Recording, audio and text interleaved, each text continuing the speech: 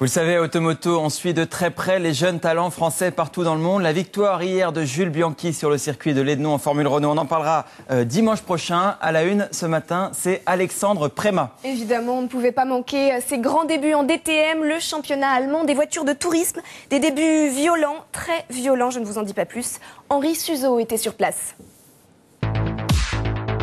Il entamait une nouvelle saison dans une nouvelle équipe et une nouvelle discipline. Alexandre Premat se souviendra longtemps de ses débuts en DTM.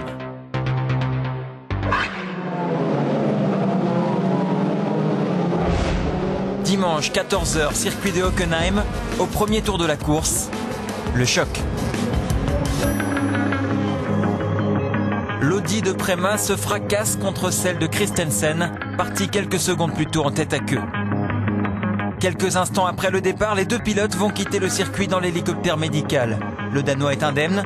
Premat, vertèbre lombaire fêlée, passera 4 jours à l'hôpital avant de nous accueillir vendredi à Paris. Bonjour, bienvenue chez moi. Je l'ai percuté à 153 km/h, donc 153 à 0.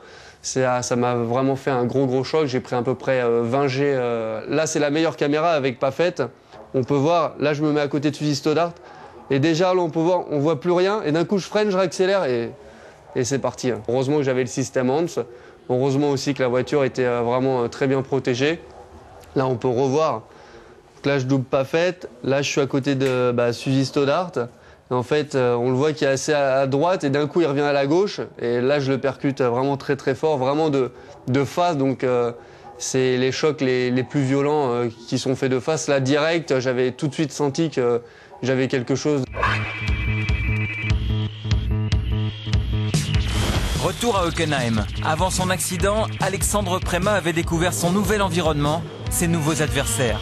Le championnat allemand des voitures de tourisme rassemble des jeunes pilotes ambitieux comme Bruno Spengler, un double champion du monde de F1 Mika Häkkinen, le roi des 24 heures du Mans Tom Christensen, plus le très sérieux Bernd Schneider, héros du public allemand, et la très glamour Vanina X.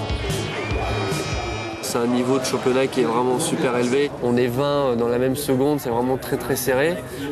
C'est un championnat qui est extraordinaire, d'autant plus qu'il y a beaucoup de fans, beaucoup de spectateurs qui approchent les pilotes. Aujourd'hui en Formule 1, tout est fermé, on ne peut pas voir les pilotes. En DTM, tout est ouvert et les voitures sont vraiment extraordinaires à conduire.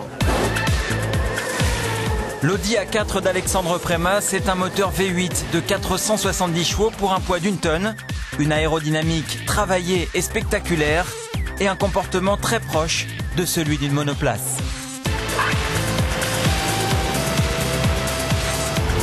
Pour Alexandre Premat, cette immobilisation tombe mal. Il y a quelques semaines, le jour de ses 25 ans, le Français a testé l'Audi R10, la reine du Mans, avec la perspective de disputer l'édition 2007 des 24 heures. Chez Audi, Premat semble tenu en haute estime. Tout le travail que nous avons fait avec lui depuis qu'il est venu chez nous était un travail sur un niveau exceptionnel. Je suis sûr qu'on va avoir des bons résultats de lui-même et le potentiel qu'il a est pour moi très grand. J'espère être de retour à l'Audisring en Allemagne dans 4 semaines. Encourageant pour Premat, les Audi sont en forme. Elles ont triomphé dimanche en DTM à Hockenheim.